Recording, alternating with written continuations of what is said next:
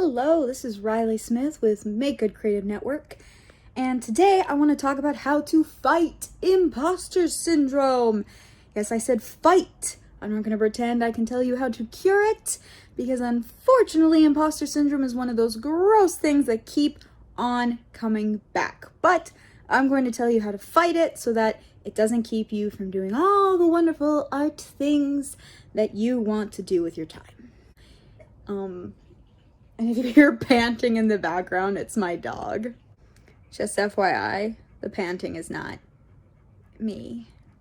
It's the dog, I swear. First off, I'm gonna give my definition of what imposter syndrome is. So I assume you know what imposter syndrome is because you clicked on the video. So obviously you wanna know something about it.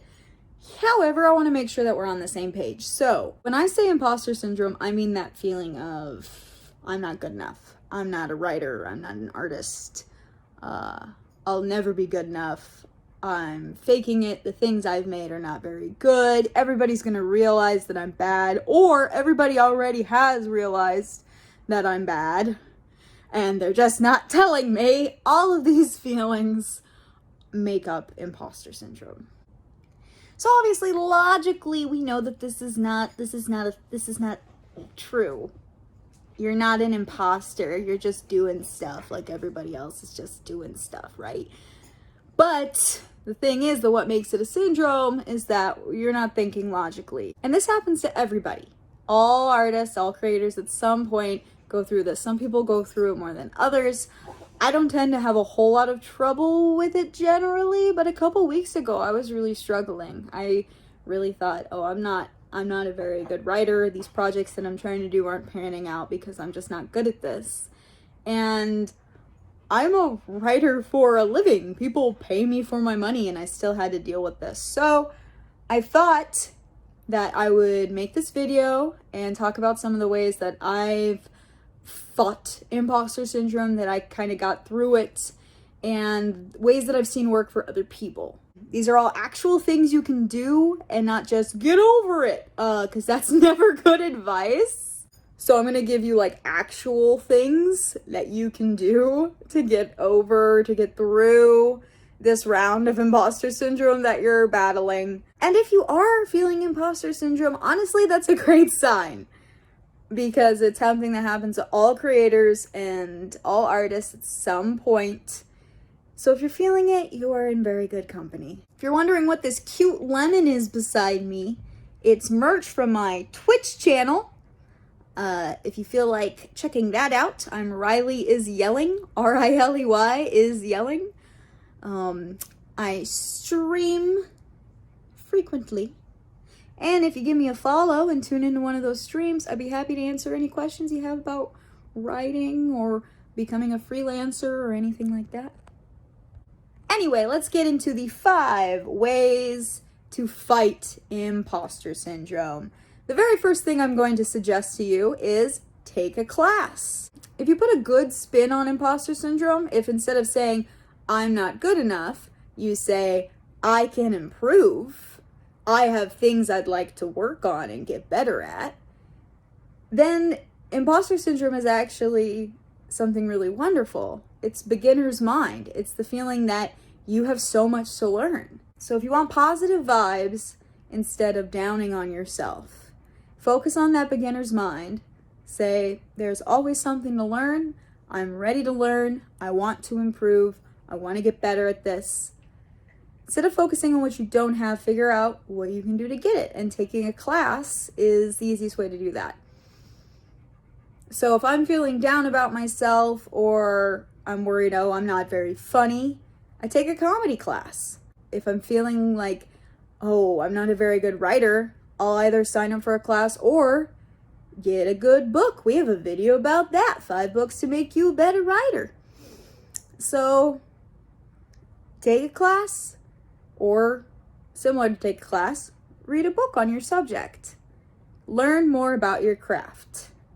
If you're feeling imposter syndrome, it might be that you need to build your confidence by learning more. So take a class or read a book. The second way to fight imposter syndrome, hang out with other creators.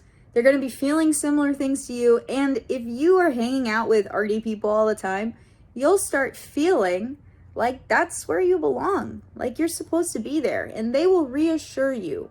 Other artists are going through the same feelings you are, and being around them, connecting with them, will help you feel like you are doing what you're supposed to be doing. You are where you belong.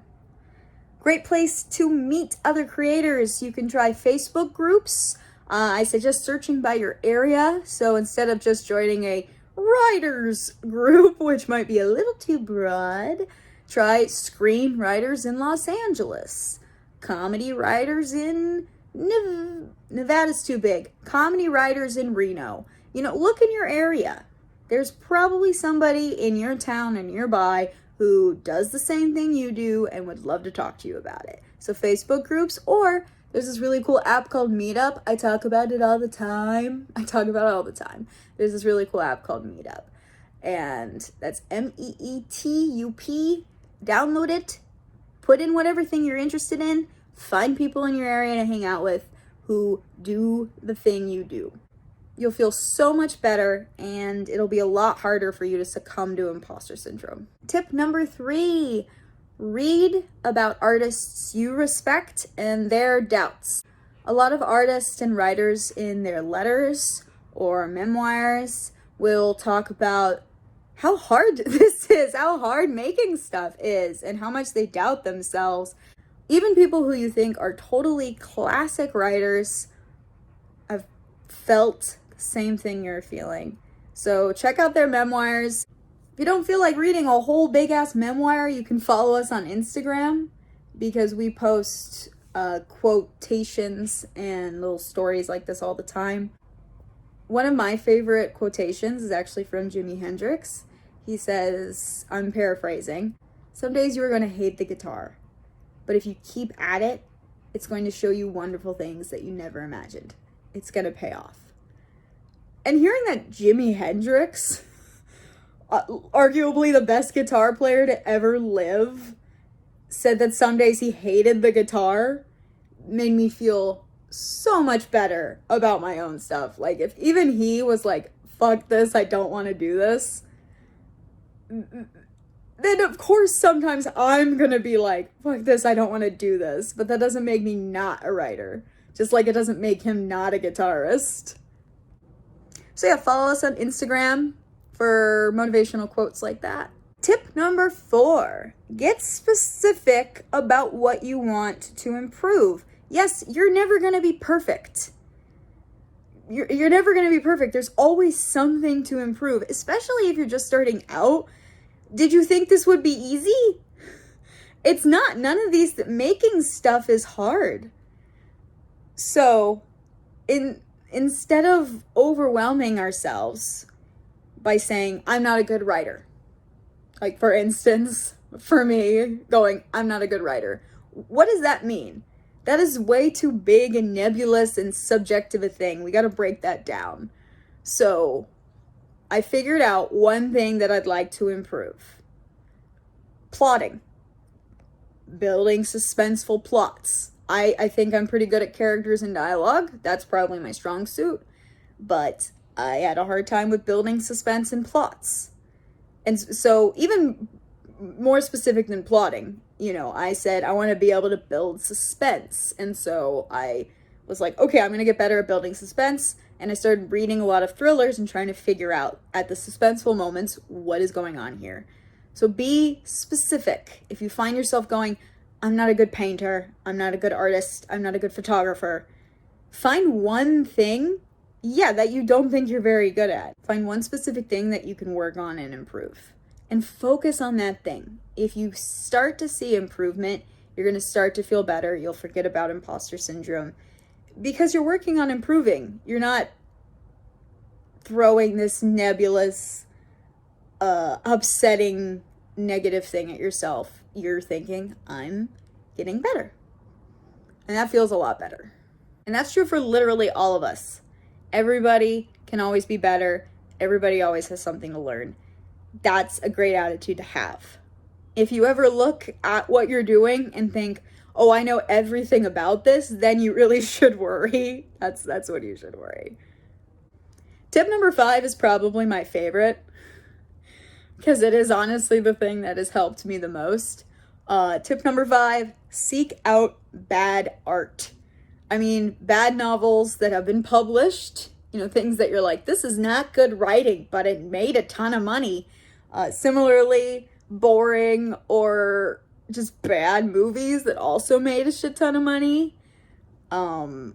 Derivative art in galleries. Find stuff that you just don't like and don't respect, and you're like, this is bad, but that has like made it. You know, it made money, or it's on display, or it's got 1 million downloads. Whatever it is, YouTube is great for this. Find really popular YouTubers who are not making good art. This might seem kind of negative, but the point is not to sit there and be like, they're so bad, so I feel better about myself. The point is to realize that whether or not your work is good has very little bearing on whether or not people will give you money for it. Yes, there are, of course, people who are genuinely good, who make a bunch of money. There are wonderful creators who we love and respect, but there are also a bunch of people who make a ton of money for writing something bad. Notice I'm not giving you any examples of a bad thing. Bad is up to you. Remember, that's subjective. It's very subjective. So find something that's bad to you, watch it, read it, listen to it, think about how much money they made. I know it hurts a little bit. But just realize good and bad have nothing to do with it. What really matters, the only 2 things that matter are luck and persistence. You have to keep going long enough for luck to hit. These are the only 2 things that matter. Because what really matters is just the making stuff. So those are my 5 tips. All you can do is stay persistent. Do any one of these things to try to fight that negative feeling of imposter syndrome. Get back to making stuff. Because all you can do is admit you are imperfect, aka human, and do the work. It's hard. Most of what we make isn't good. The majority of what you write, what you paint, the music you make throughout your life is gonna be not good. You're not gonna be satisfied with it, especially when you look back on it later. This is true for everybody. That doesn't matter. It's the making it that matters, because we can't live without that. So do these 5 things, fight back imposter syndrome. Let me know in the comments if any of these sound helpful to you, or if there's anything you've done that has really helped you with imposter syndrome. I'm always looking to learn. I'm always looking for new advice and tips. So if there's anything that you found really helpful before, put it in the comments. I hope you enjoyed this video. If you feel like you need more help in your battle to make stuff, we have a guide. We have a guide called the 21 Creativity Killers. Maybe it's imposter syndrome that's holding you back. Maybe it's something else actually that's really preventing you, or there's something else in your life that you could work on. This guide will help you figure out what it is and figure out how to beat it. All right, 21 Creativity Killers Guide. That link is in the description below.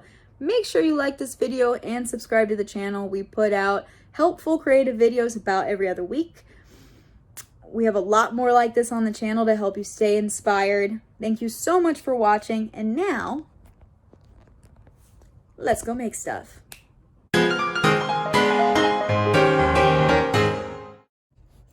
I told you there was a dog. I wasn't lying. He's very cute. His name is Griswold. Hello, Griswold.